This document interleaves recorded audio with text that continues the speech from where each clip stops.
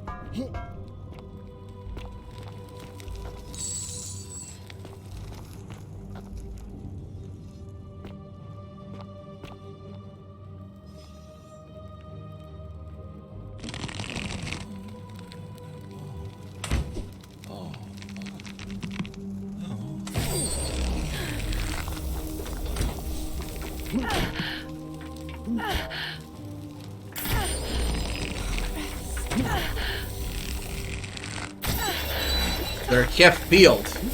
All of the statues here that attack me are half peeled.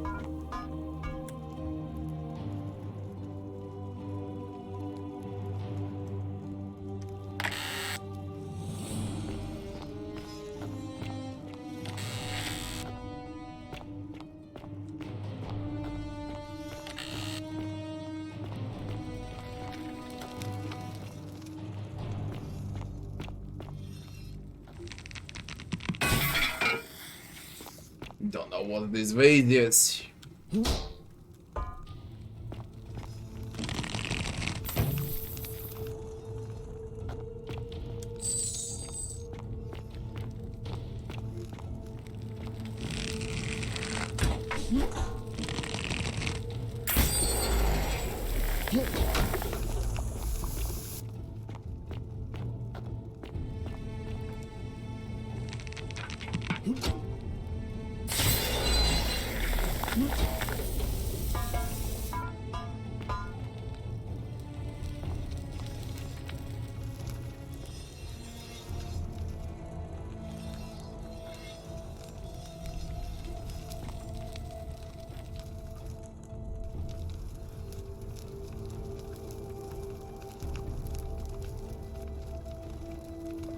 Death of a golden statue does not break the golden rule.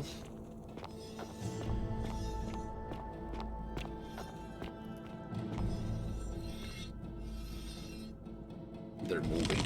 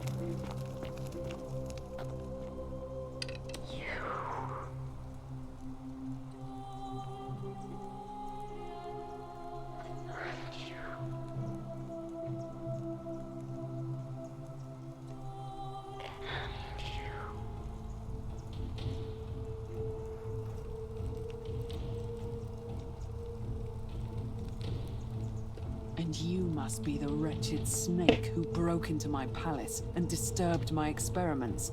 And worst of all, look at what you made me do to her.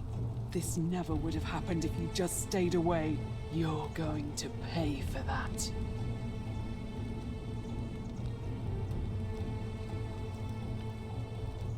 And do you think I care about that? I don't care what happens to me, as long as you get what you deserve. Liar! I locked and barred the gate. I left a message warning you all to leave me alone. I just wanted to do my experiments in peace, for her. And now look at her. You made me turn the most beautiful woman I've ever seen into this. Look at her. She's in agony. All I wanted was to spend my last moments with her. To see her beautiful face, to hear her speak freely, instead of in those cryptic whispers. But as soon as I began my work, she stopped whispering to me. And now I discover she started whispering to you instead. What's so special about you?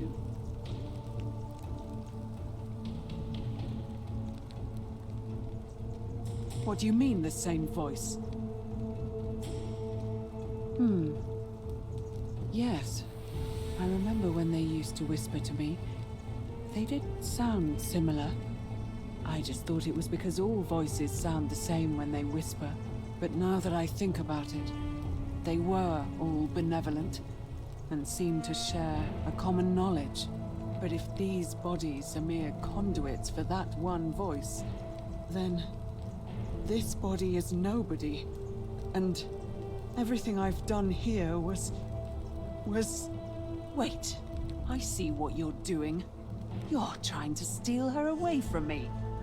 Were you planning to wait until I'd done all the hard work, then swoop in? Is that it? Liar! You tried to steal her away from me, and now look what you made me do. Give me one good reason why I shouldn't peel you, too. I ended up here by accident. What? What are you talking about? I got trapped in the tunnels. Wait. So you're saying you weren't coming for us?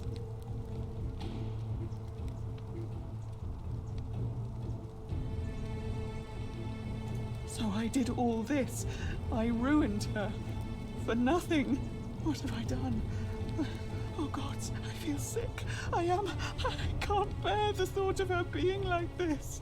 And in so much pain. It's the air coming into contact with her flesh.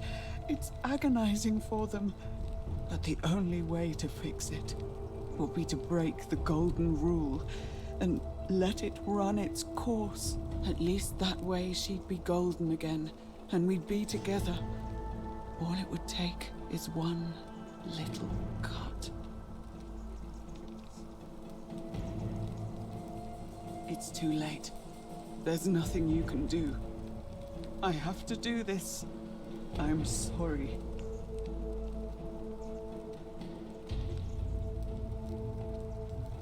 You cover her in gold again. What? How? The golden bow. Really? I'm not sure I believe you. But if you can undo this mess, I'll give you the key to my old medical chest in the Shrine of Apollo.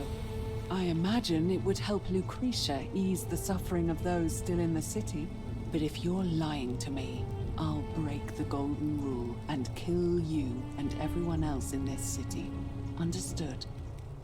Yeah. What happens if I shoot you?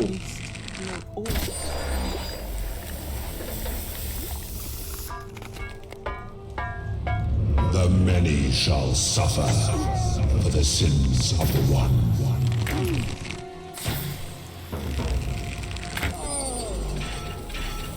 There you go. Nothing happens. I can't shoot her. Fuck. Ah. Make her gold, or I'll make us all gold. Yeah.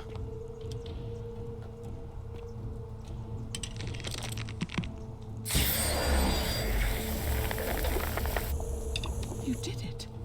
You took away her pain. I don't know what to say. Thank you, thank you. I swear I will never harm her again.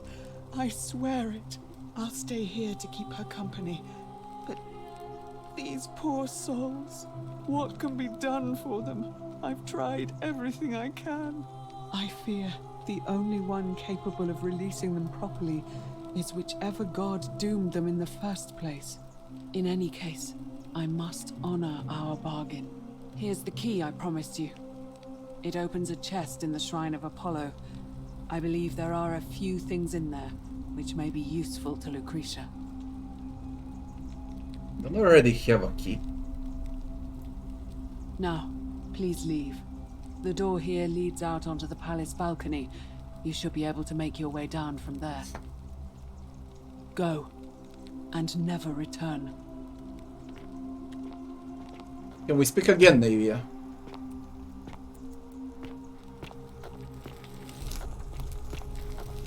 No.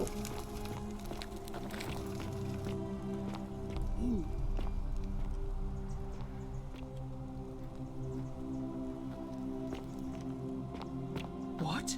Are you still here?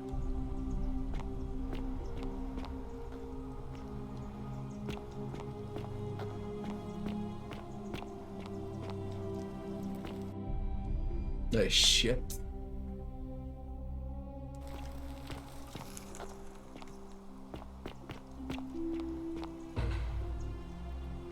Achievement unlocked, survivor.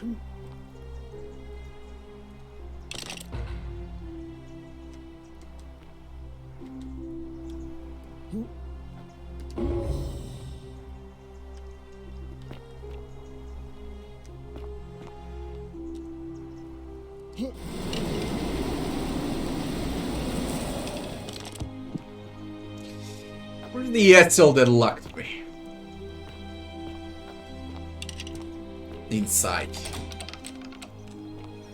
Where the fuck is he?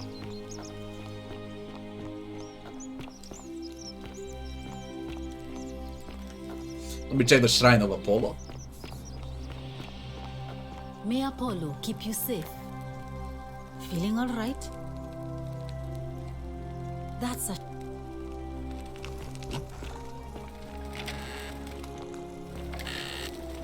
Navia treatment notes.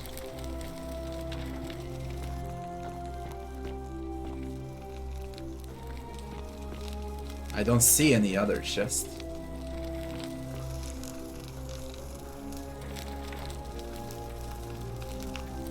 Verbs. That's the shit, but I already unlocked it. May Apollo keep you safe.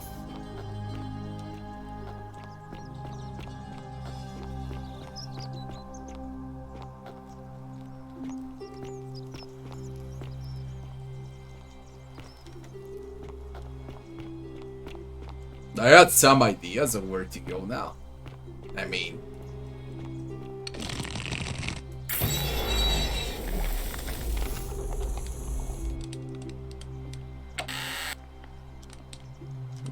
Marius. Treasure Hunter. Achievement.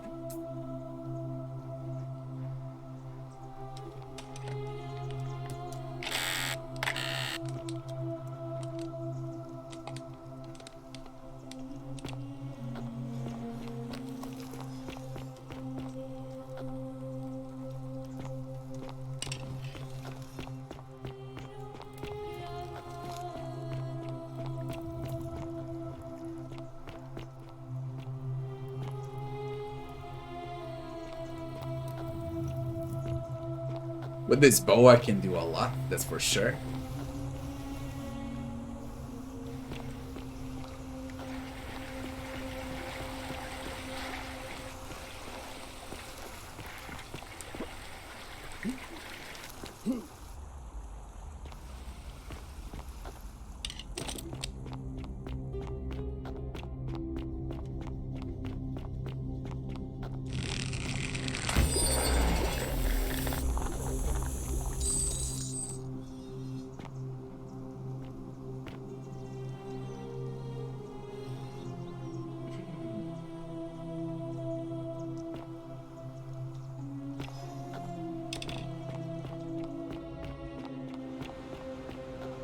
The fuck now?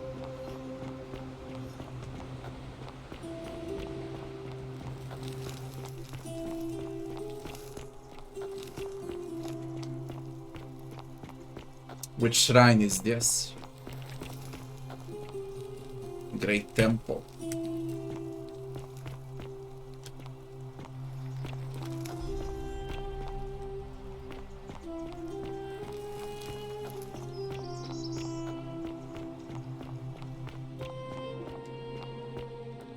Locked. I don't know. Now I don't know what to do. What should be next?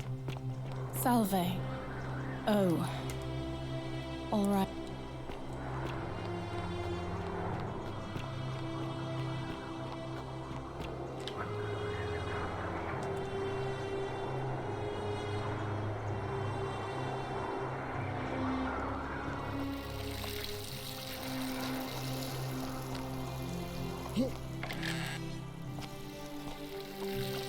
I did a lot for one loop.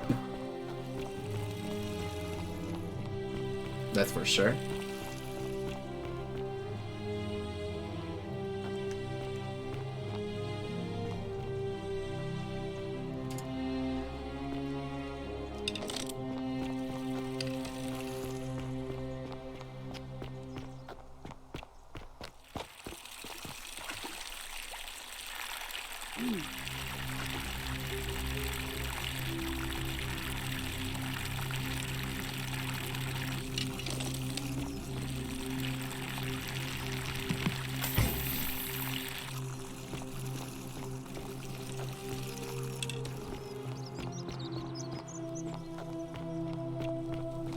What about the shithole?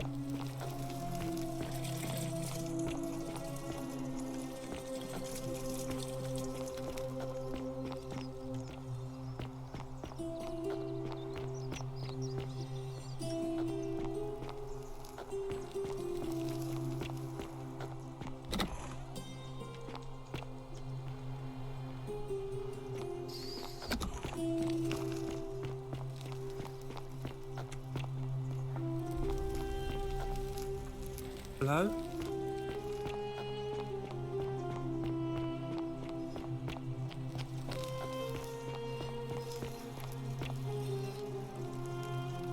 Myth of the Golden Rule by Duratas the Younger.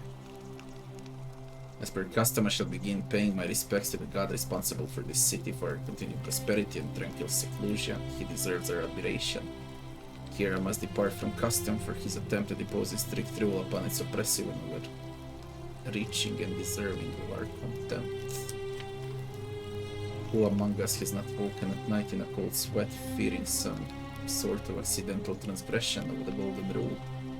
All of us must accept that we are all capable of error, whether from a momentary lapse in judgment or a conscious decision based on a faulty reasoning. Yet the great threat, the sword of Damocles that we live under is, I believe, merely a deception. I shall prove it to you.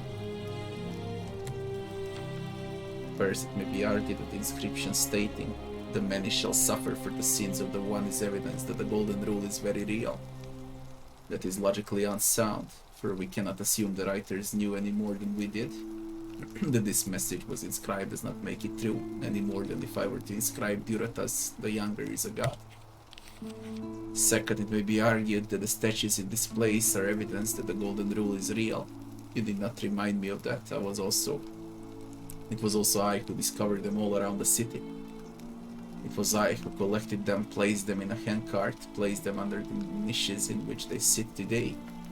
I will not soon forget them, and yet I refuse to leap to the conclusion that they were once real people. There is simply no evidence to support the conclusion. When we read the story of Venus bringing Pygmalion sculpture Galatea to life, we do not believe it is true. Why should we take a different view? But ultimately these arguments are just that. After years of living in fear, there is only one way for me to prove that the golden rule is falsehood, and that is through action. Friends, I apologize in advance for this. One day you will see the moment as a turning point in our city's history. Let us see once and for all if the golden rule is real, as I strike one of you with my fist.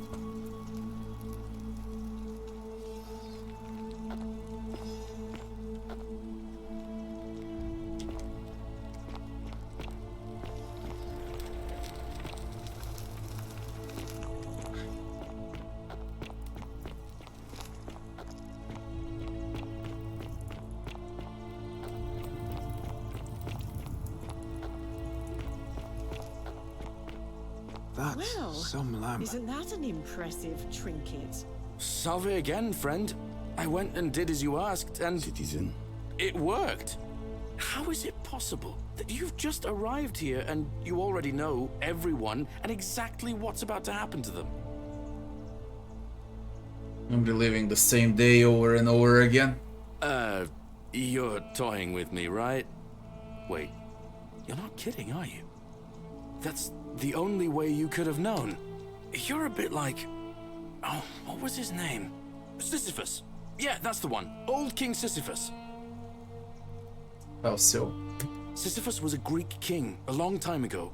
For daring to think he could outsmart the gods, he was given a terrible punishment. He was forced to push a great boulder up to the top of a hill.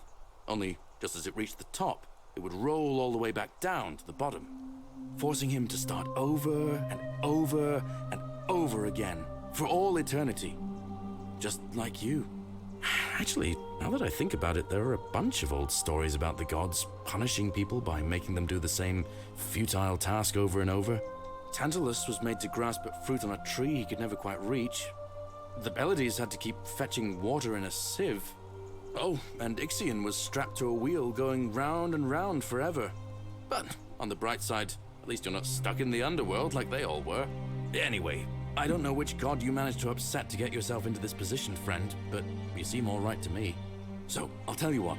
I'll keep doing whatever I can to help you. And you just focus on finding a way to break the cycle you're in. Oh, that's kind of you to say. Now, I'm going to keep your secret. Although, it's not as if I'll remember this next time we talk anyway, right? Oh, and if our conversations ever start to annoy you, just tell me you're busy. I know when I'm not wanted. May fortune smile on you, friend.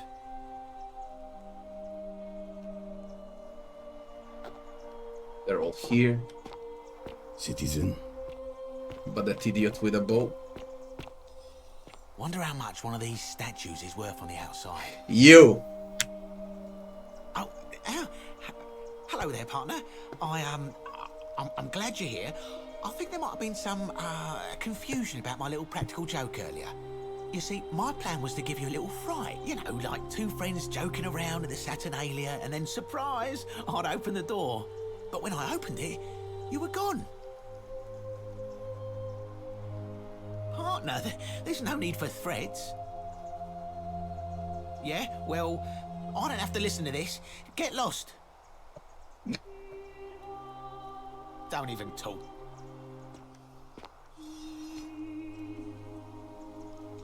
Citizen. Salve again, my sister. Now. Well, it's a long one and kind of sad, but I don't mind telling it.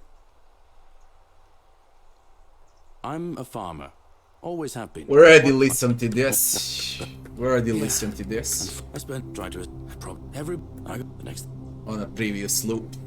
That see and even so Tell Sanchez you suspect Galerius. Thanks, friend. I knew. Anyway, that's enough of me. Well, as much as I'd love to get out of here, the harvest. But if I don't give it much thought these days. I mean, everybody here's got their own view about what we need to do to survive. But I say, let's spend less time arguing about what it means to be good and just get on with it, you know? Just something came out of my mind. There were those eggs, goose eggs. See if I can turn them golden. I can't see how I could vote for either candidate. I don't like Sentius much, but Malleolus is almost as bad. Ever thought about running for magistrate yourself? I've bounced the idea around once or twice, mainly as a way of getting Dooley set free. God knows Sentius is never going to do it. But from what I hear, Malleolus has the election stitched up. Nobody's going to take him on and win. And maybe that's not such a bad thing. I mean, he talks a lot about freedom, so I'm hoping if he's elected, he'll release Dooley from his cell. And that's good enough for me. He's gonna break the golden rule and kill us all. Why is Dooley in a cell? Because Sentius put him there. Poor Dooley was just wandering around looking for some imaginary treasure. Now a magistrate accused him of being a thief. That's nonsense, of course. Dooley's the most harmless man you'll ever meet. But Sentius really has it in for him, for some reason. And how could you... Oh, wait. You've seen it in another time loop, haven't you? Well, in that case, we need to find a way to make sure Malleolus loses. Better yet, get him to withdraw altogether.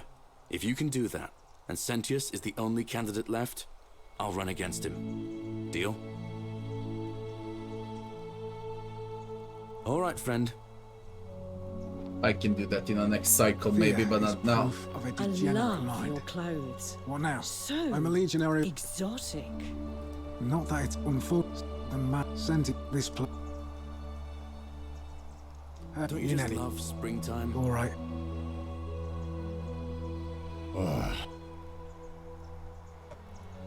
See you. Ah, you're here. And there's something dangerous. What was... Let's just... All right. Cerberus lifts his triple head and lets out his threefold braying. Livia, would you stop muttering like Medea over a cauldron? You'll scare away my customers. All weapons are to be tossed into the chasm. Imitating their previous lives, Citizen. they are ignorant. This again. You're in a world of your own, aren't you? Just as the ocean, but it... it is the new...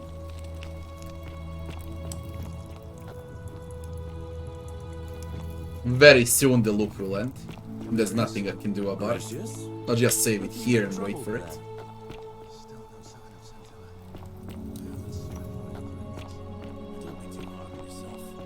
From what I hear, nobody thought.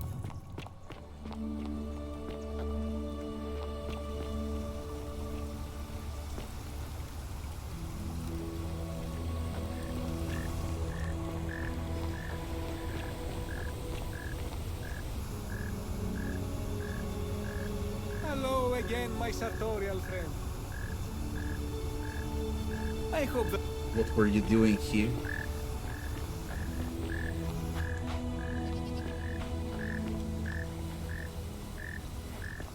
I've never seen a lamp like that before. Remarkable. I was talking about these eggs. Golden goose eggs. Take them. I don't know what they're for though.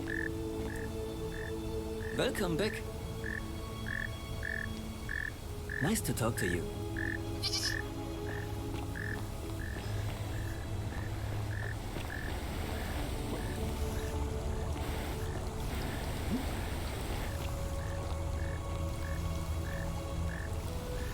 It needs to be a fucking daylight. I don't know in what order to do all of this.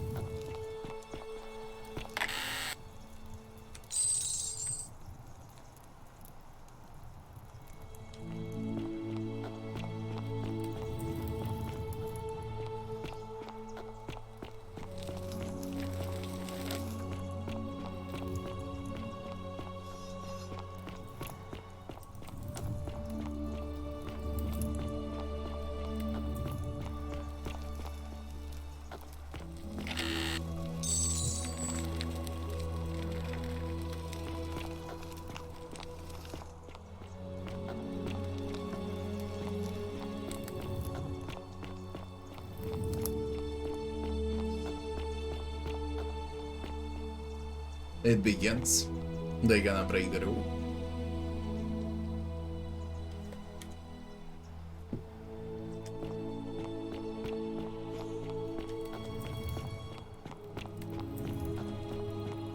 It was a good run though for one loop. If nothing else.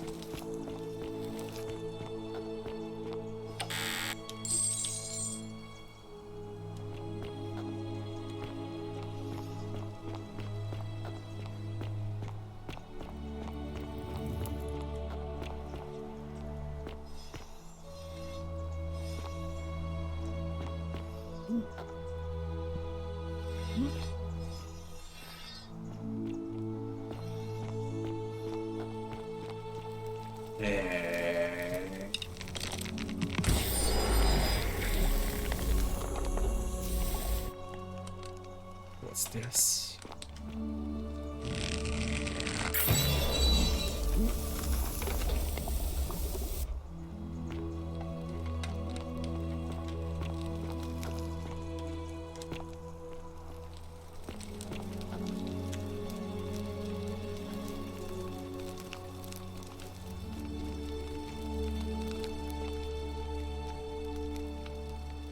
Loot of Father of Riches.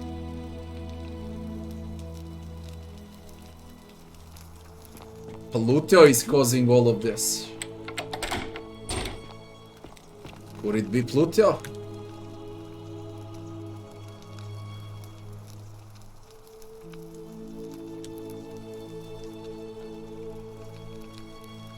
Nerva bust.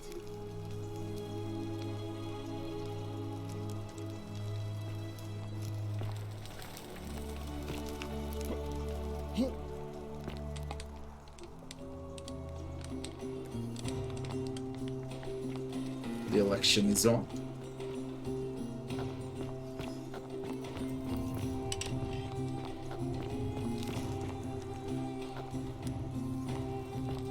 The cycle is about to end.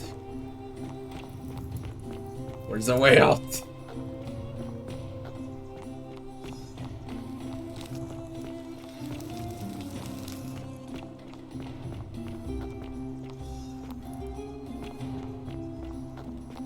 Ixion turns. There we go. I want to see what's gonna happen. They're all here.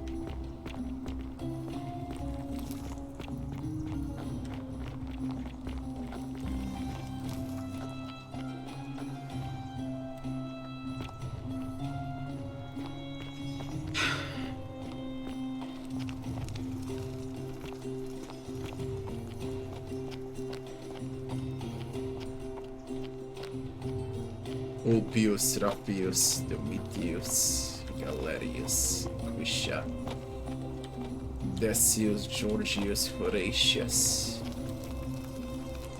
Magistrates, Citizens, Virgil. we have a quorate body of voters gathered here to elect the city's magistrate. The candidates are Sextus Sentius Imperiosus and Marcus Malleolus Gerges. As agreed, we shall dispense with ballots and candidates will abstain from voting. Let's make this quick. As I say your name, call your vote. I'll start with you, Horatius. Sentius, of course. Georgius. Malleolus. Dacius. Malleolus. Galerius. I abstain. I'm just here to observe. Virgil, Cynthius. Ulpius, Sentius. Rufius, Malleolus. and finally, Domitius? Malleolus. Who else? Citizens, you have made your decision. Your new magistrate is Marcus Malleolus Gurges. Hail, Magistrate Malleolus. I said, Hail, Magistrate Malleolus. That's more like it. Thank you. Thank you. I am delighted and deeply honored to have been elected your magistrate. And now, I make this solemn promise to you, good citizens. Under my leadership, you will finally enjoy the freedom you deserve. No more shall you walk on eggshells, fearing simply to live and breathe, because the tyrant Sentius told you it was forbidden. For my first act as magistrate, I hereby announce a day of celebration to mark the end of an era. The myth of the Golden Rule is no more. The Golden Rule is real, you idiot. For his attempt to deceive us all, Sentius is hereby found guilty of treason against the Empire. What? I have committed no crimes. This is madness. His sentence: to fight for his life in gladiatorial combat against Domitius. Here and now for your entertainment. You have no idea what you're doing. You're going to get us all killed. Wait, I exercise my right as a Vestal priestess to pardon him. I will not allow you to do this. You're showing your true colors now, priestess. Your corruption sickens me. Domitius, ignore her. Proceed. This is insanity. You'll doom us all. Lies! It is time the Golden Rule was exposed for what it is. A children's fable, exploited by a treacherous leader to instill fear in all of us. This is why he's in his gladiator gear. They've been planning this all along. Shut up, all of you. The magistrate has spoken. I'm going to enjoy killing you, old man. The many shall suffer for the sins of the one.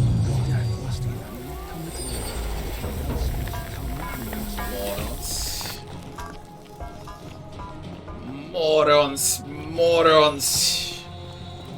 The loop will always end like this. I need to stop Malleolus.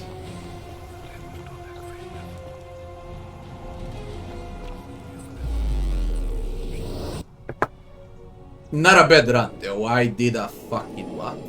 Really a lot.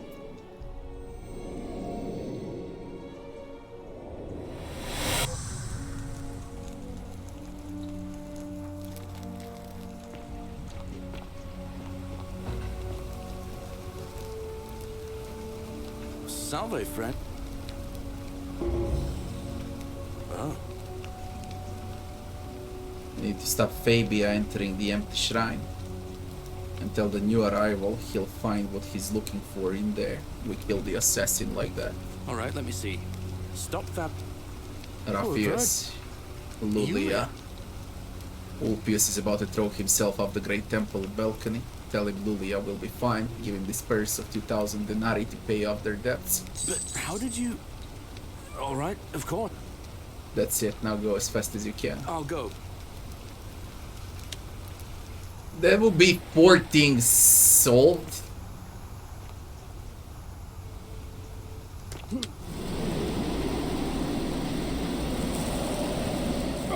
Oh! Ove. From the start. On your best behavior, I trust.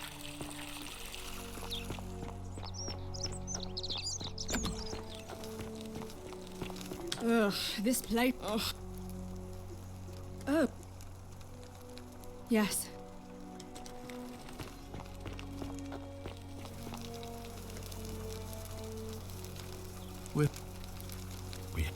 Is that... You mean Jewel, perhaps? Thank you. Ah. Of course.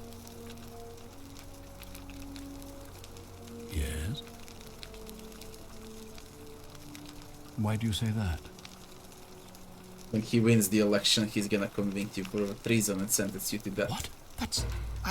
I'm speechless. How do you know? Of course, this isn't your first loop, is it? Well then, you must stop him from winning the election. I expect you'll need some kind of leverage on him, but I can't be seen to be involved in this, of course, so you'll be on your own.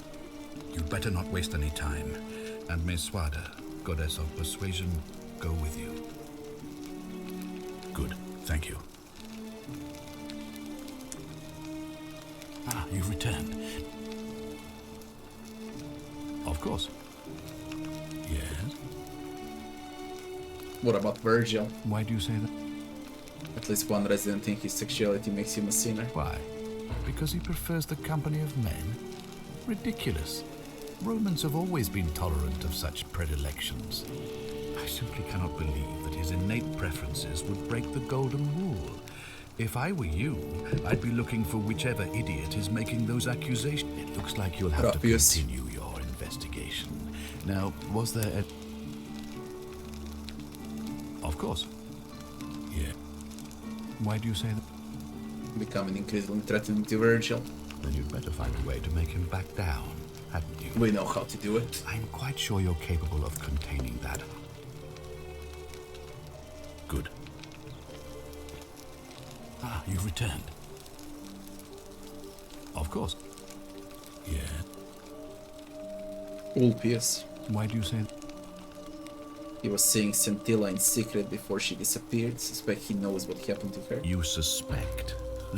I confess, I don't have a lot of sympathy for Ulpius, but you're going to need a lot more than suspicion to get to the bottom of this. It looks like you'll have to continue your investigation. Of course. Yeah. Sentia. Why do you say that? Hopefully relaxed about Scintilla's disappearance. You seem to be grasping at straws here. I can assure you, she is most upset about her sister. As am I. It looks like you'll have to continue your investigation. Ask. Good. Ask them. Good. Of course. Yeah. Lucretia. Why do you say that? She threatened to scratch Decius' eyes out if she lost another patient because of it. Well then, you'd better make sure she doesn't lose another patient. We know how to do it, already did it. Whatever it takes. It looks like you'll have to continue your investigation. Of course. Yeah. Aurelia. Why do you say that? Charlatan. She's selling a way out, but it turns out to be a hemlock. Despicable. But did it break the golden rule? No. Then it seems the gods are not concerned with her conduct, so she can't be the one you're looking for. It looks like you'll have to continue. Oh. Decius. Why do you say that? He asked for help figuring out how to turn people into gold to make money. Indeed. That is abhorrent. And even if doing so hasn't directly broken the golden rule, it's he is not the one breaking it. Thank you for bringing this. Well then, in that case, as much as it pains me to do so, as magistrate, I hereby declare him an enemy of Rome and authorized. I can execute him. That means 1 vote less. Any way you can. I would think that bow you're carrying. Thank you. Execute your suspect. Turn. We got 2 more. We'll speak again after you've carried out my order. Go straight for Decius. How the fuck I execute him without provoking the golden rule though?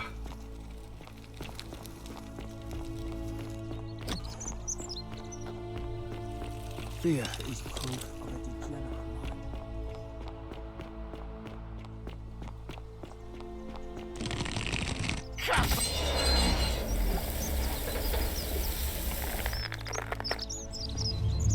The many shall suffer for the sins of the one. Well, that ended up like shit.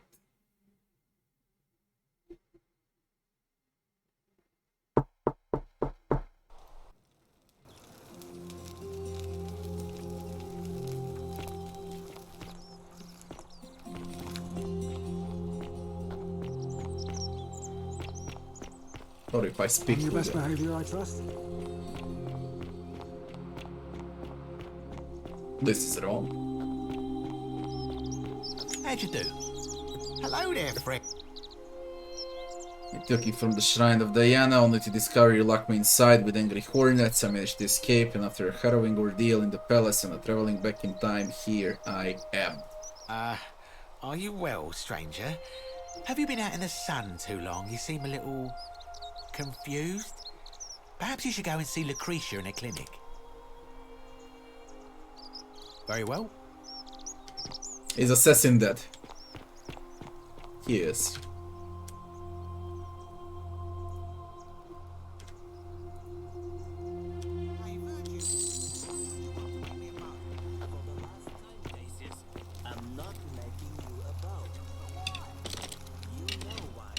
I got a regular bow and a golden bow. What if I shoot you with a regular bow? You wanted a bow, you shit. The many shall.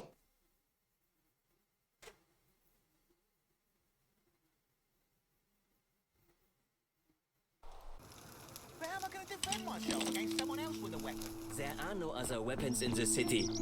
We all went along with the magistrate's weapons ban, so it wouldn't be an issue. Greetings and salutations. Greetings. I don't know where to and what to do. A golden bow, just like Apollo and Diana's. Feeling up?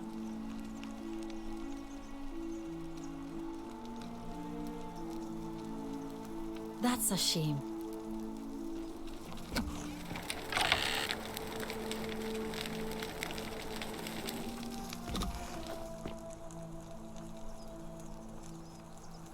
Feeling up? That's...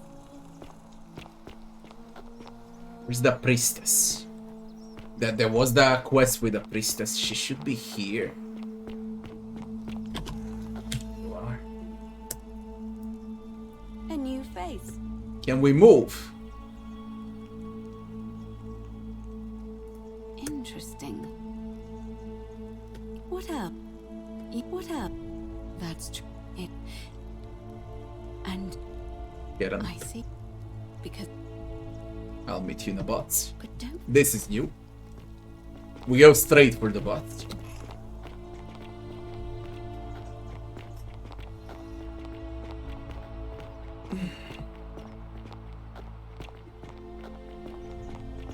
See what happens there. There's not much left. I believe I can get some ending right now. Maybe even on this loop.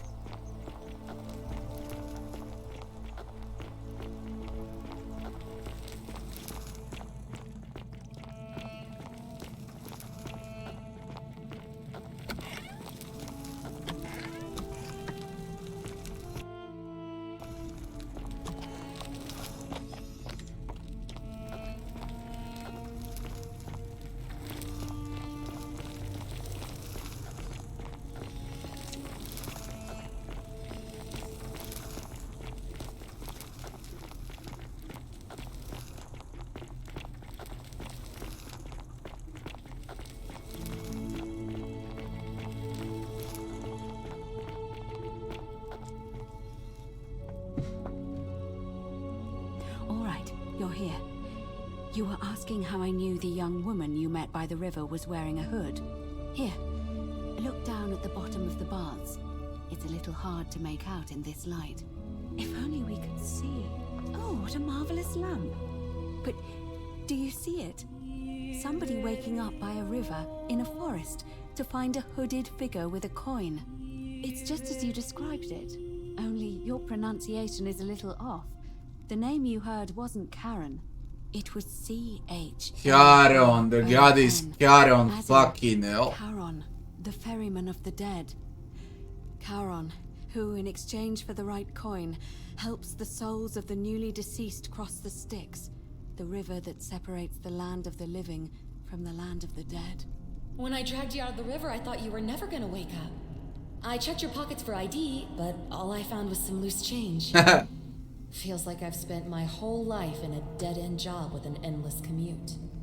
Sorry if I sounded cagey, it's just that I don't always get the best reactions when I introduce myself.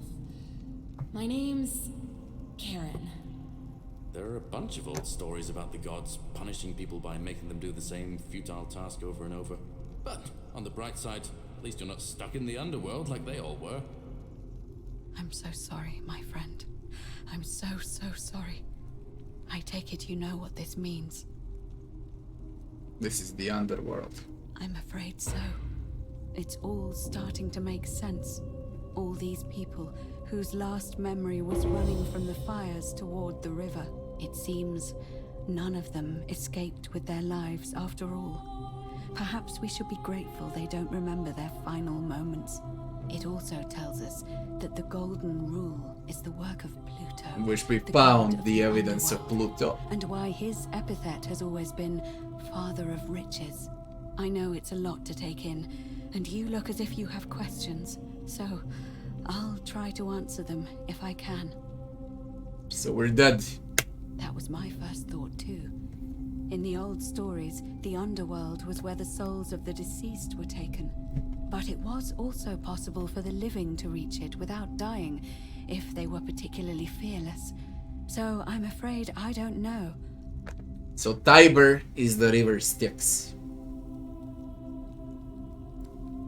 Tell me about Charon. Oh, I'm sorry. I keep forgetting you're not from here.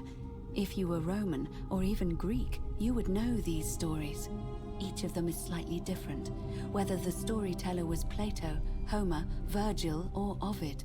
But they always involved the souls of the dead meeting a grim ferryman named Charon on the bank of a river. It was said that he'd help the new arrival cross, only if they could pay him with a coin, an obol. That's why it was once our custom to bury our loved ones with a coin in their mouths. Charon's obol, we called it. Of course, an obol was a kind of Greek coin, because we inherited this knowledge from the Greeks.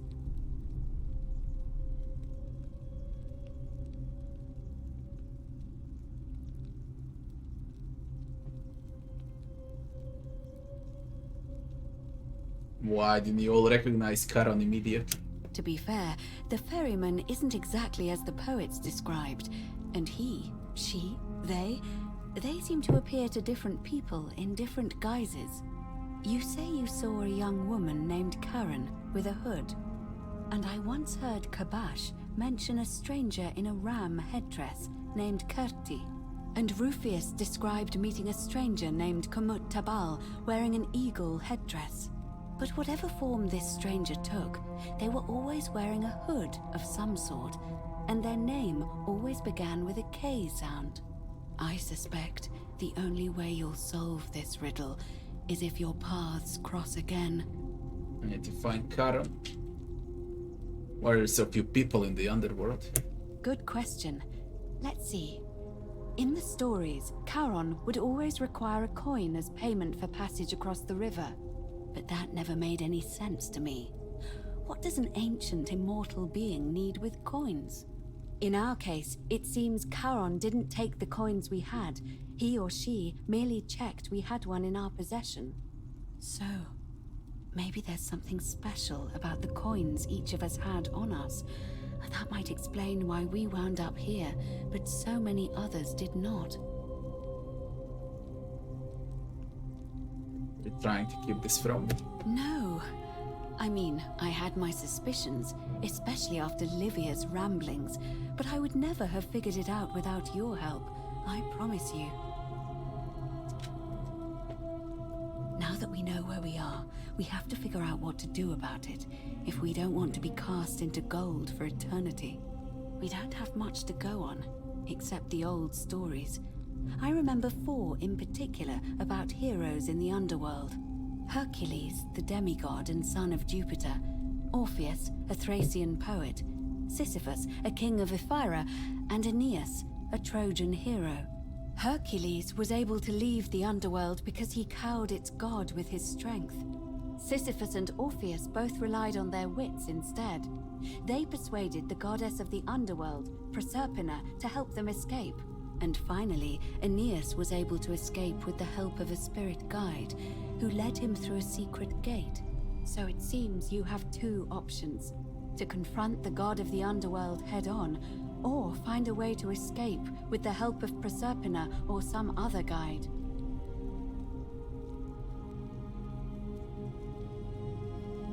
Why are you uncomfortable calling the god of the underworld by his name?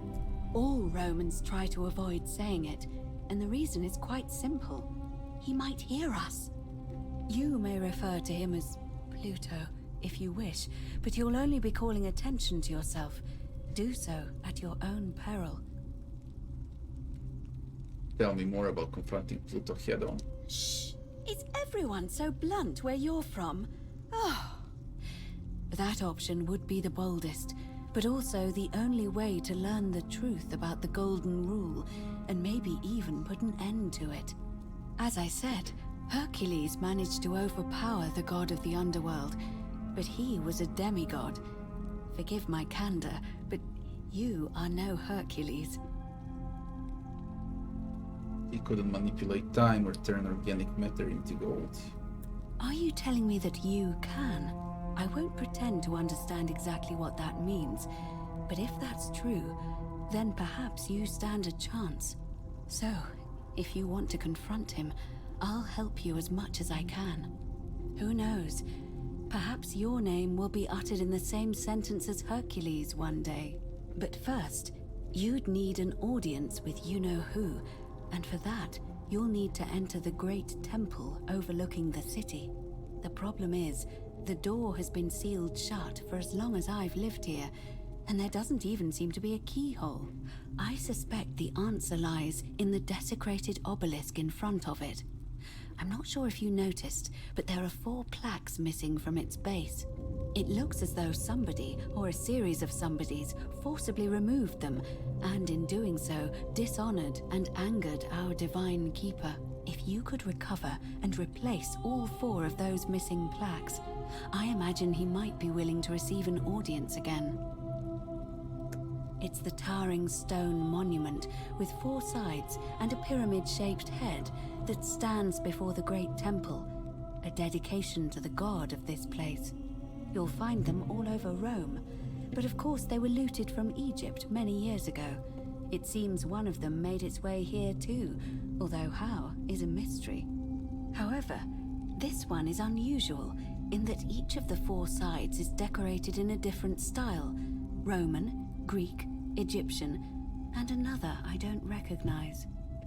That means you'll need to recover 4 different plaques: Roman, Greek, Egyptian, and a 4th, a mystery plaque. Where's the Greek plaque? I don't know. But perhaps you should begin your search with the local Greek fellow, Georgius. His store is in the forum. Egyptian. Perhaps Kabash, our Egyptian resident, will be able to tell us. Unfortunately, he disappeared weeks ago. But I did hear Aurelia is peddling rumors about him at the tavern, so perhaps you could talk to her, or just take a look in his room. Mystery. I'm afraid you're on your own with that one, but perhaps finding the other 3 will illuminate the way.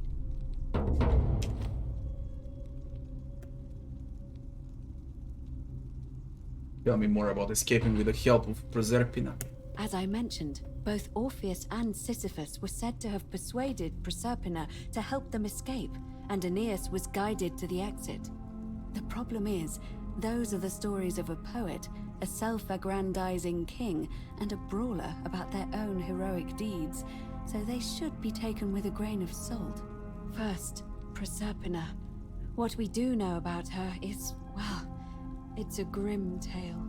It's said the god of the underworld abducted and dragged her here against her will, forcing her into marriage.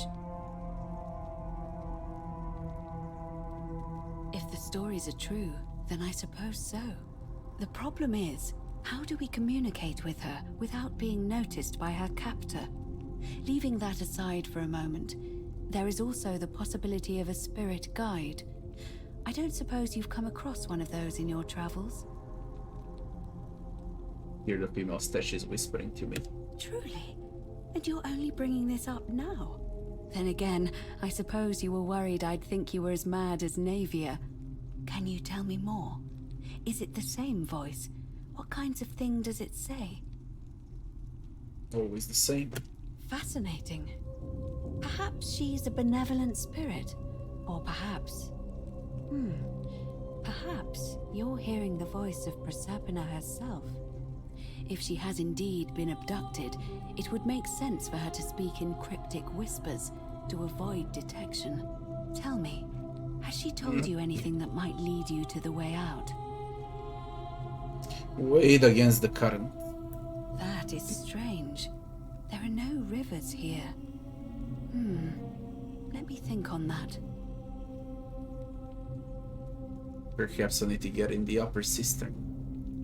Right, because the current flows into the city through the aqueduct and into the upper cistern. I vaguely recall wondering what was in there, but the door at the back of the great temple is locked up tight. You might be able to get a key from the magistrate, but if that doesn't work, perhaps you can find another way in. Let me know if you find anything in there. Sanchez has the key of the upper cistern. Can we just escape the way we came in? It's a reasonable question, but the problem is, this place is fairly well designed to keep us here. There's no way to climb up the shaft. And even if you could build a ladder big enough, just trying it would break the golden rule. We know that, thanks to the writings left behind by those who've tried. All right. I would suggest not discussing this with anyone. The best we can do for them is to let them remain oblivious for as long as possible. As for Livia, it seems she's been shouldering the weight of this terrible secret all this time. Perhaps it would comfort her to know she's not alone. Livia. I'll talk with Livia first. In any case, time is of the essence. May Fortuna guide you. Although you may not need her with Proserpina on your...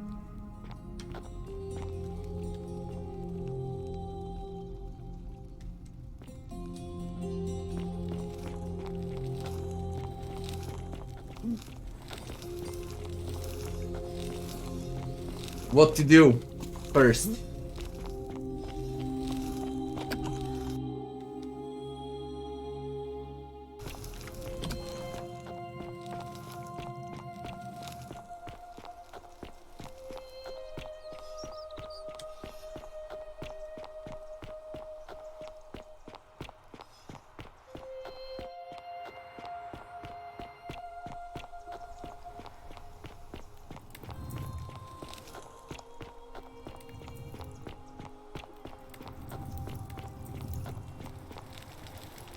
Just as the ocean accepts the rivers of all the world, so this place accepts all the souls. But it does not notice the crowds that come. I figured it out. I know where we are. Say it. Speak its name. The Underworld. Then it is true. I was right. Yeah. I thought I saw it, but when the rest of them could not, I kept thinking I must have gone insane. I had to tell myself it was true over and over again, until I wasn't sure if I was deceiving myself. I must apologize if my words seemed cryptic. I'd found comfort in reciting the Metamorphoses by our great poet Ovid. He gives such an uncanny description of this place. I cannot help but wonder if he himself came here. Would you like to hear it? Yeah. I will do my best to remember the relevant verse. There is a downward path, gloomy with fatal yew trees. It leads through dumb silence to the infernal regions. The sluggish Styx exhales vapor, and by that way, the shadows of the newly dead descend, entombed with full rites, and the ghosts of those, at last, given proper burial. The wide, thorny waste is cold and pallid, and the newly arrived shades are ignorant of the road that leads to the Stygian city, where Black Dis has his cruel palace. As the ocean accepts the rivers of all the world, so this place accepts all the souls, and is never too small for any populace, nor notices the crowds that come. There the bloodless shadows wander without flesh or bone. Some crowd the forum, some the house of the ruler of the depths. Others follow their trades, imitating their previous lives, and still others incur punishment. I hope I have done it justice, and now we share a secret. It's as if you've lifted a great burden from my shoulders. Thank you, friend. I think I should rest. Pandora's box.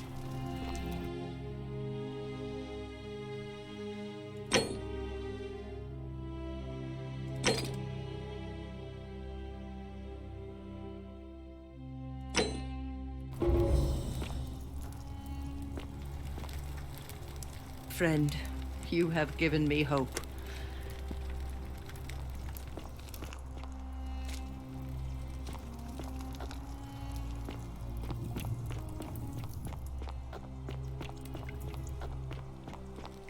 We get those plagues.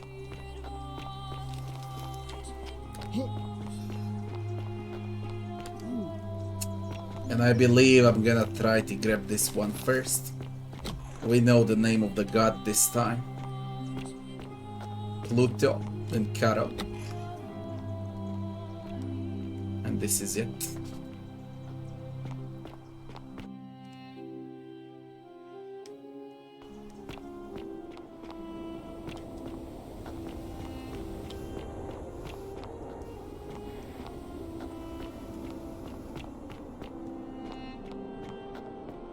Who is the old man here?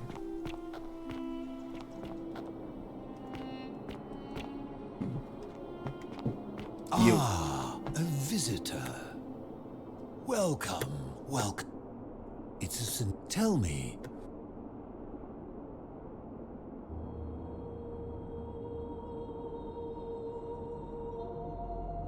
I'm looking for a plague that was removed from the obelisk. Ah, yes, that cursed thing. I know exactly where it is.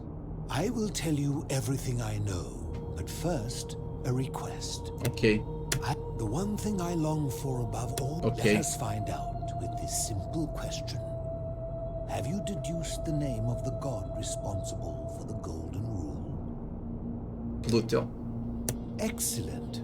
I see you are indeed quite astute. Very few come to that realization before their time in the sun is over. Now, will you join me in a friendly Socratic dialogue?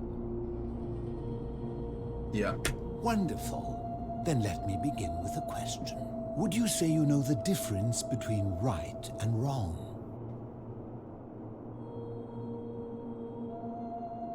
It's a complex question. You are an overthinker too. We're the same then. It is probably why I became a philosopher. But if you struggle with right and wrong normally, then down here with the Golden Rule, surely your struggle can only have become more difficult.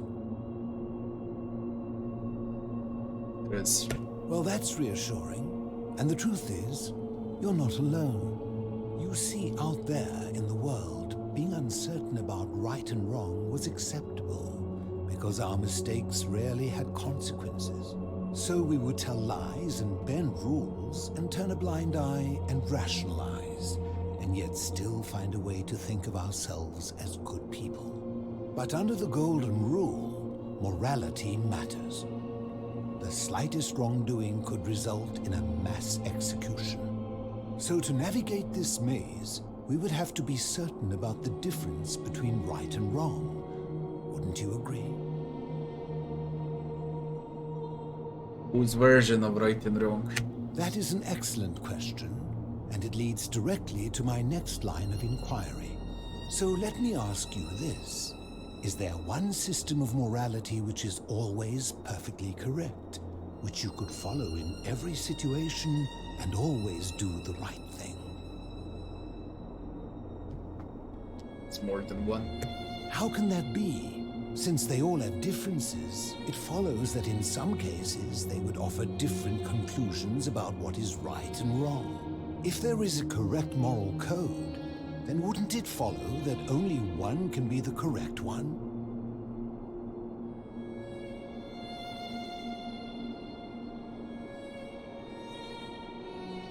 Correct moral code depends on the laws and customs of whichever society you're in. Ah, you know, I think you'd find an ally in Herodotus, a scribe from among my people who lived some 400 years ago. He told the story of a man named Darius, whose curiosity was piqued when he learned that a certain tribe had the practice of eating their dead. He asked some Greeks who burnt their dead, "What would it take for you to eat your dead?" Aghast, they replied, "Nothing." Then he asked the tribe who ate their dead, "What would it take for you to burn your dead?" "Nothing," they replied, equally aghast. From this, Herodotus concluded that custom is king, that right and wrong are merely local ideas which do not survive the journey from one tribe to another. I take it you're in agreement? Then let me ask you this. If you visited a tribe where they ate each other, copulated with the dead, and drank wine from cups made out of human skulls, would you still maintain that within such a tribe there is nothing wrong with such conduct?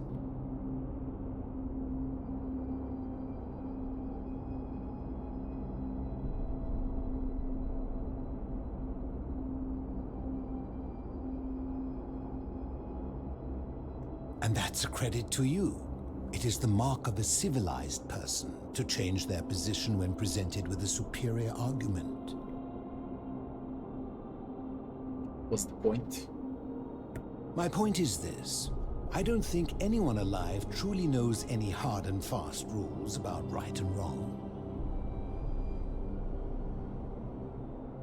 What about the not kill?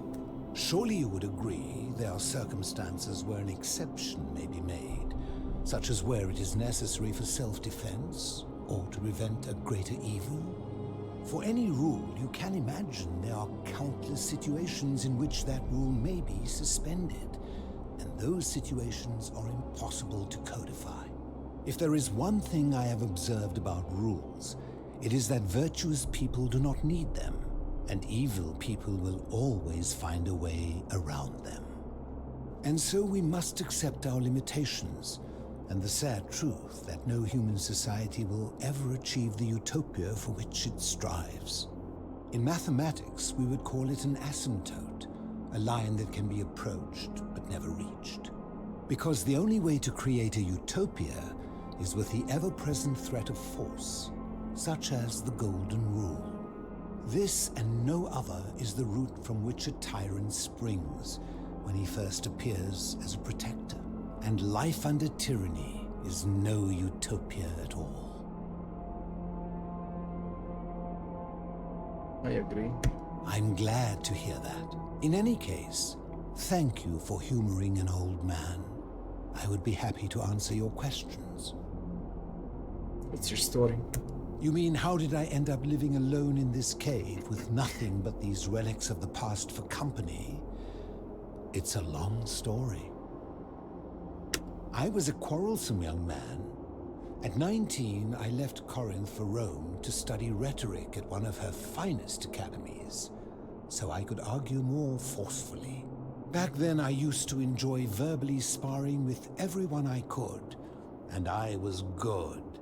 One night, I found myself in a tavern in an argument with a drunken mercenary.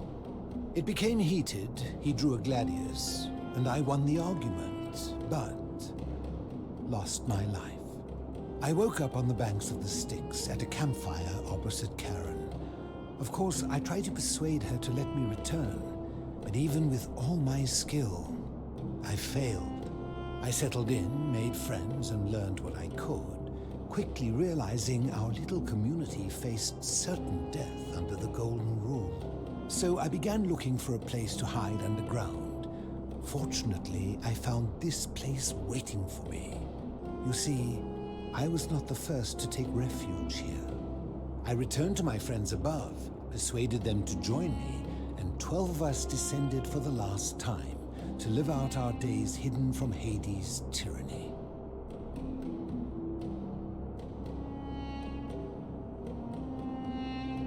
By Hades, you mean Pluto?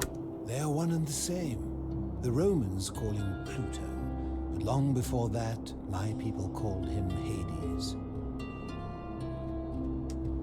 Why can't you return to the surface? My generation was wiped out, turned to gold, many years ago.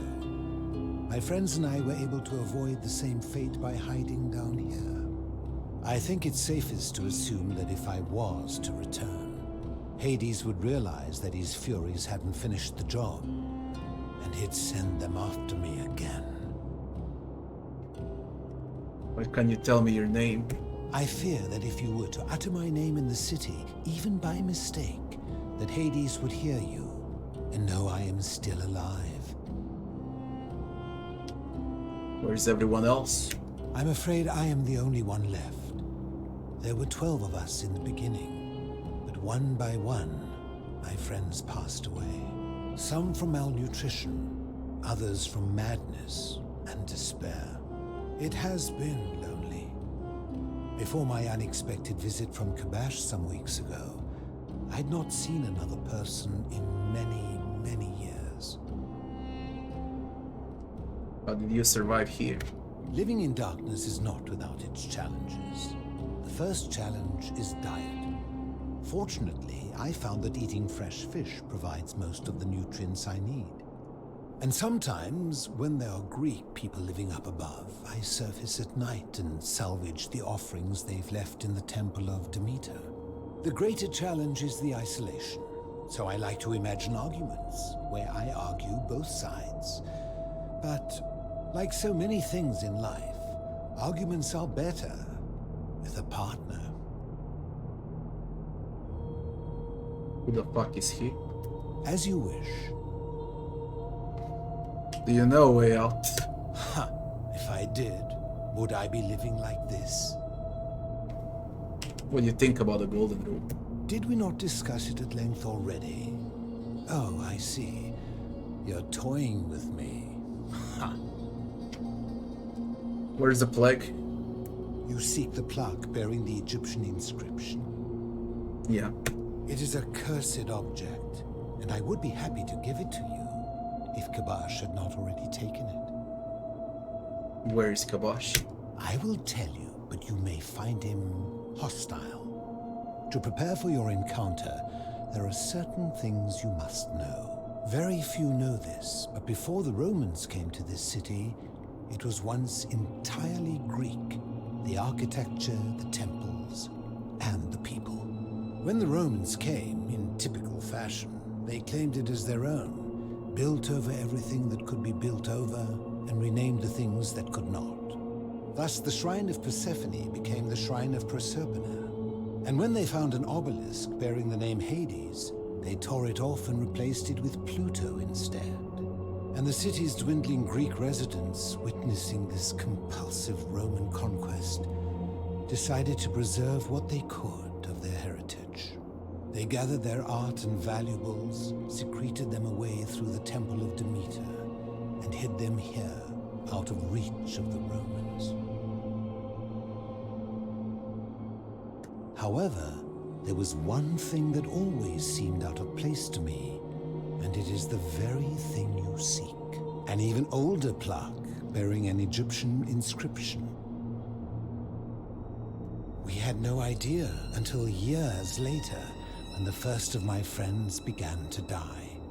As a result of their deaths, we began to dig catacombs branching off from this cavern to lay them to rest.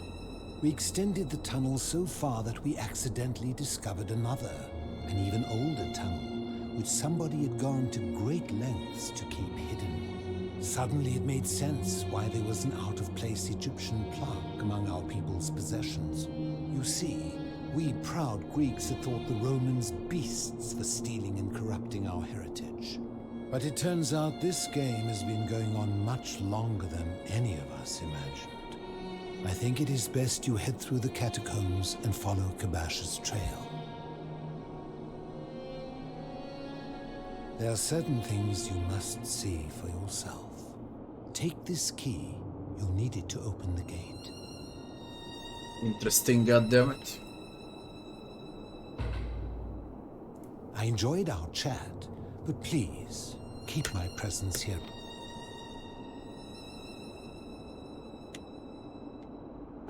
Interesting.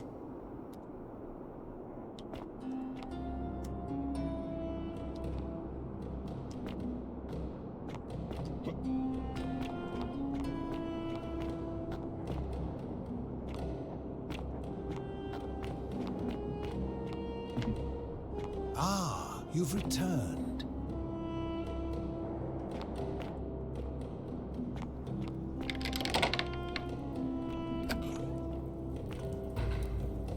The Egyptian part. Mummified. One of the 11 friends.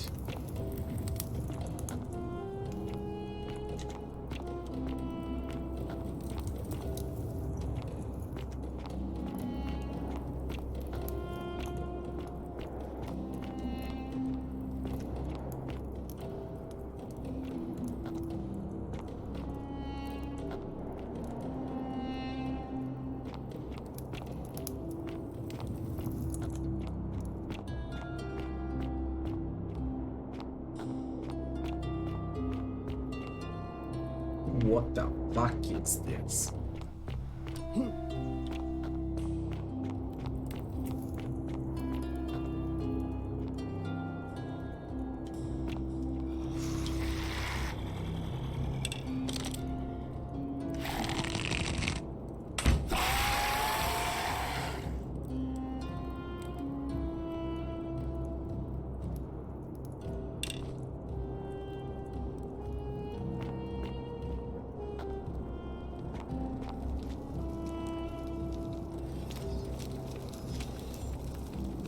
Egyptian board game.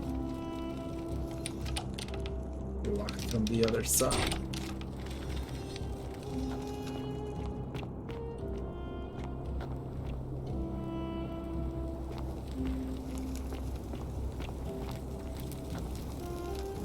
Am I inside a fucking pyramid?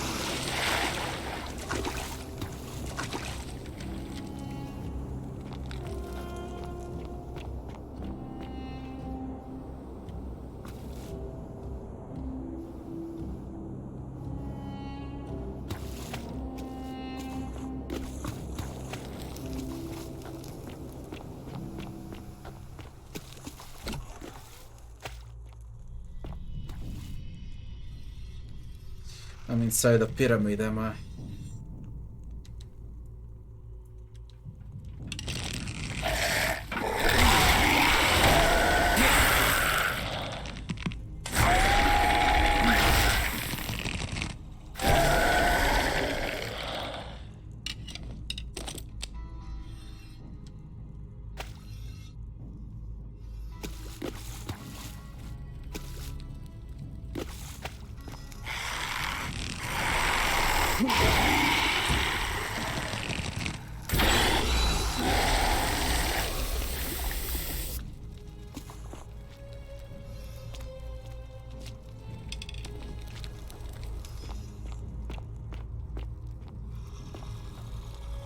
Egyptian plague. The many shall suffer for the sins of the one. There's a Greek, a Roman, Egyptian. Which one is the fourth?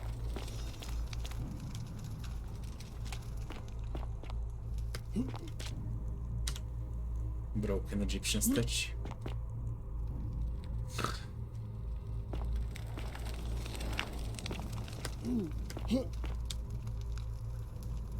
A man with a head of jackal, Anubis.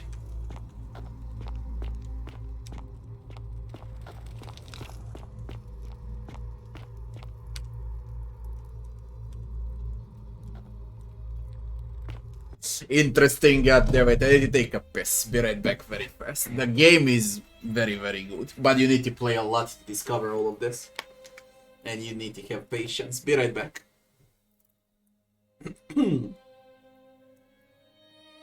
Savage.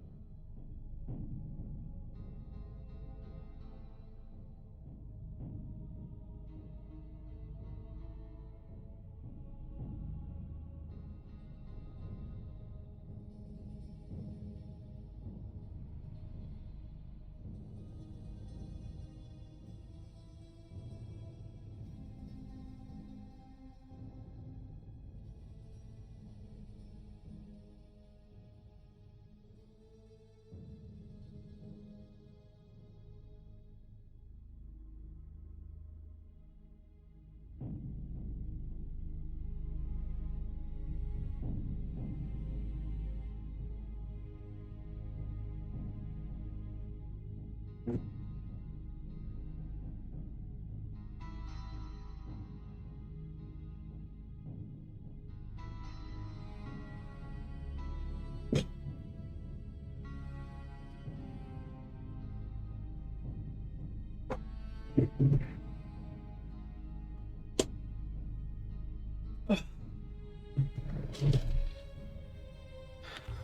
Egyptian plague.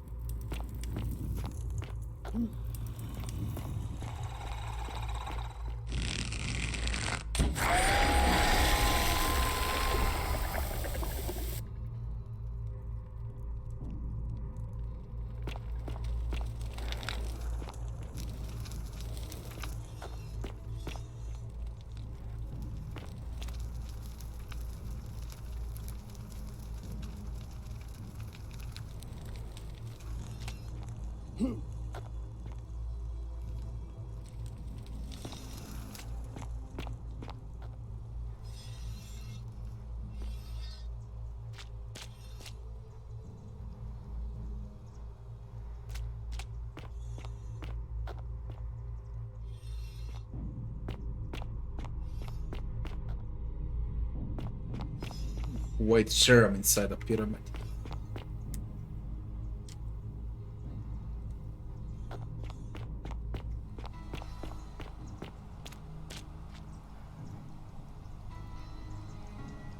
There's someone down there. Stop! Do not come any closer. Who are you? I am Kabash. And let me guess. Another Greek or Roman come to loot and plunder the resting place of my ancestors, Do I look a Greek or Roman to you? Trousers, boots, curious here.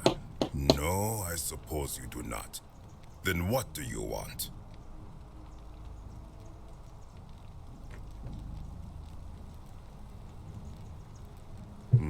To what end?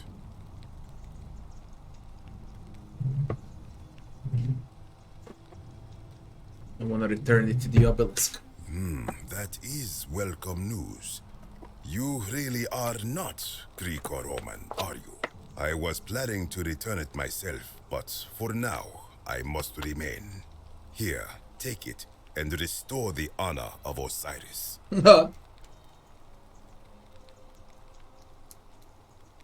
Flag bearing a hieroglyphic inscription: Osiris, Lord of Silence. That was a little too easy. Now, as for the other plaque. The fourth one. You know about it. Indeed. I have it right here. I stumbled across a collection of dusty curiosities while searching for a place to hide from the hungry children of Amit, and there it was. May I have it? You may not. In fact, I am about to destroy it. Why? Because it speaks a treacherous, blasphemous lie.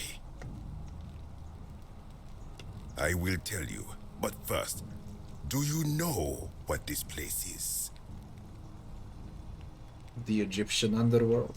It has a name, and that is the Duat. See what has become of it. I have been down here for weeks, piecing together its story, and here is what I have learned. As Egypt declined and the Greeks had their turn to flourish, their souls came here in great numbers. But instead of adopting our ways, they copied and corrupted them. When they found the obelisk bearing the name Osiris, the true god of the underworld, they desecrated it, removing his name and replacing it with Hades. Even the ferryman of the dead, known to my people long before as Kerti, they renamed to Keron. As if that desecration was not enough, they built over this place, using it as the foundation for their own underworld, so that ours was forgotten. My only solace is that the Greeks then suffered the same fate when the Romans rose to power, renaming Hades to Pluto, and the cycle began anew. So what's the problem with this plague? It is inscribed with a script I do not recognize, but it is ancient, almost as if it is older than the plaque bearing Osiris's name.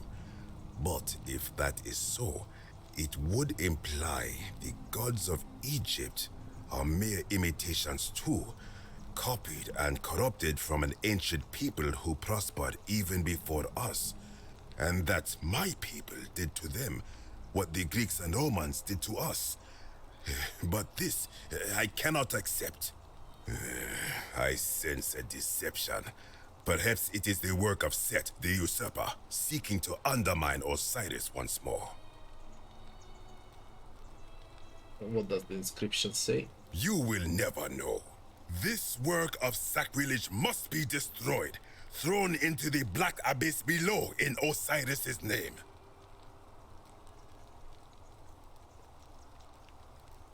You are too late. It is done. Venture beneath the Egyptian underworld. You would plunge into the depths of the Duat with no way back up. Madness. If it will help you to see reason, then ask. What's your story? I am from Rakotis, which you may know as Alexandria, the name of the city the Greeks built over it. I was a fisherman, like my father before me. Since the Romans had taken over from the Greeks, I took the opportunity to learn Latin and eventually traveled to Rome. When the fires broke out last year, I tried to help. I gathered terrified locals into my boat and led many of them to safety farther along the Tiber. On my 7th trip, a passenger demanded I wait for his brother. But we were full to almost sinking, and smoke was all around us. I told him his brother would have to save himself, and he tried to bribe me by placing a coin into my hand. When I refused, he drew a dagger and thrust it between my ribs. I awoke on the banks of the river to a stranger wearing a ram headdress. He said his name was Kerti, and at the time, I simply thought him odd. It did not dawn on me until much later that he was the Kerti, the ram-headed ferryman described in the Book of the Dead. In a way out. This is where I belong, as caretaker of the memories of my people.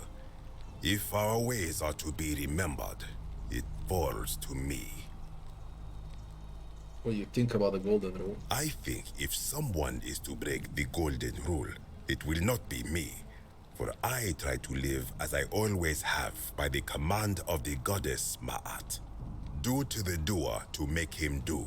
As for the punishment that will come from it, I finally understand why it has long been said among my people that gold is the skin of the gods.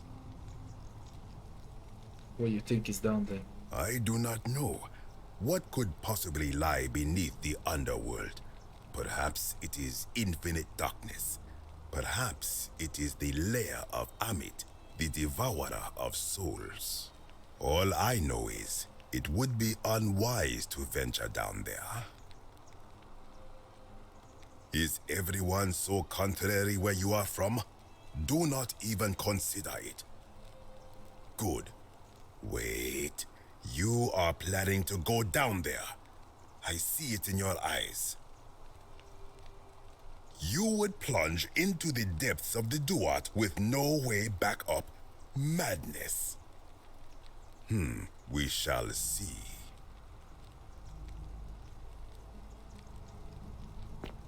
You had to throw it in, you moron.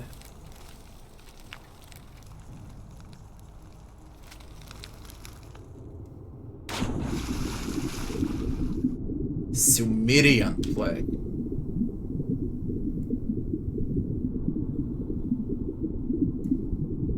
Werglia the Fierce One.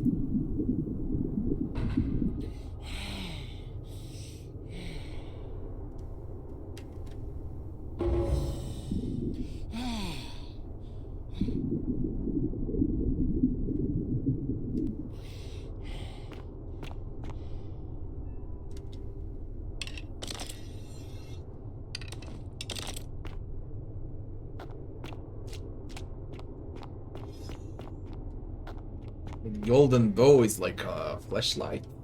Here is a statue. Mesopotamian statue of a creature with the head of a man. Guarding the entrance.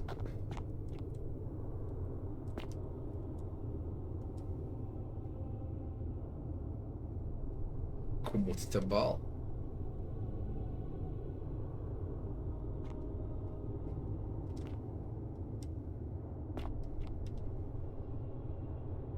The sins of one shall become the suffering of the many.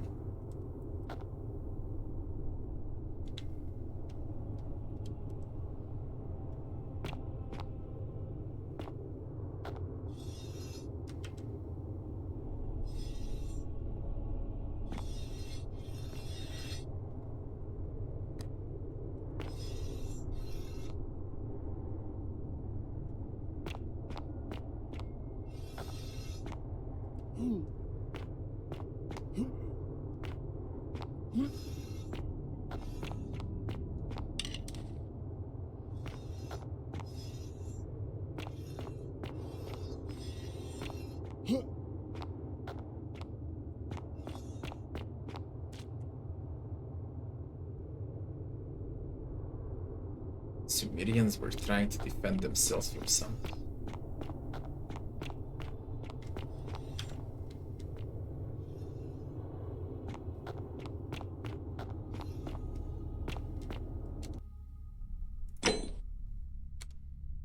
I got 9,000 denarii.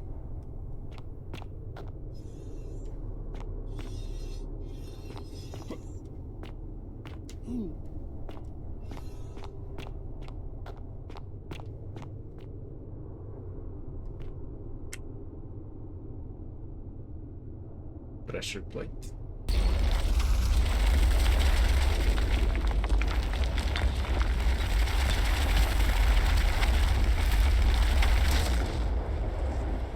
Well, that will be the way out.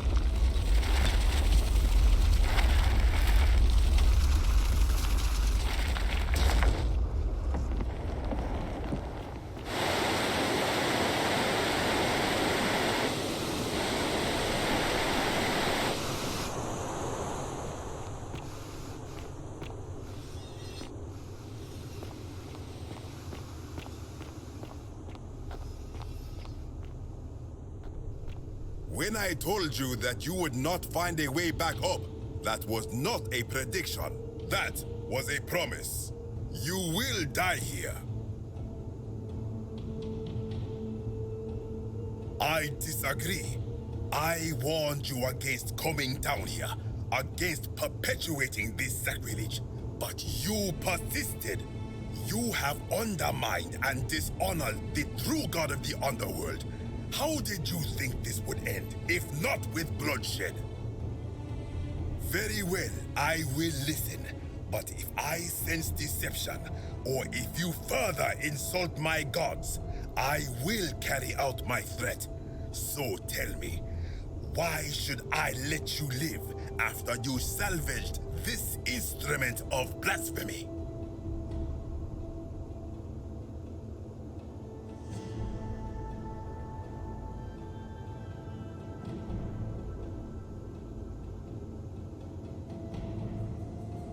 I'm just trying to replace all the plagues taken from the desecrated obelisk. Why? To what end?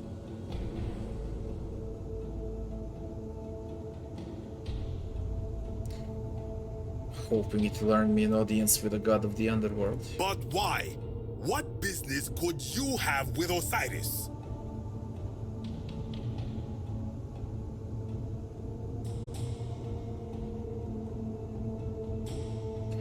I'm gonna demand that he lets everyone go. Blasphemous fool!